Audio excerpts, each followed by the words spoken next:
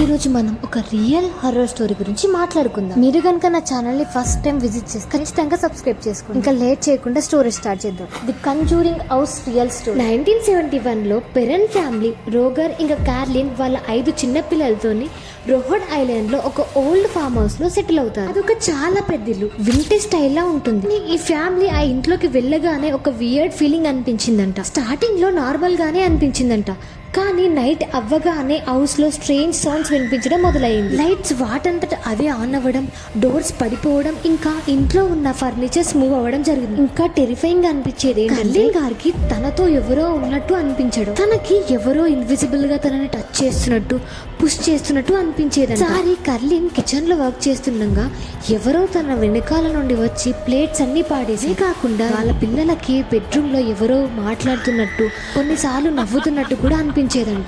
వాళ్ళకి ఏమర్థమైందంటే ఈ ఇంట్లో ఏదో ఒక పవర్ఫుల్ స్పిరిట్ ఉందని నమ్మారు. తనే బాత్షెబా పాస్ట్ లో తన సొంత పిల్లని తనే చంపేసిందంట. తర్వాత తను చనిపోయాక ఆ ఇంట్లోనే తన ఆత్మ తిరుగుతుంది. శిబ ఆత్మ మెయిన్లీ కలోన్ మీద అటాక్ చేసింది.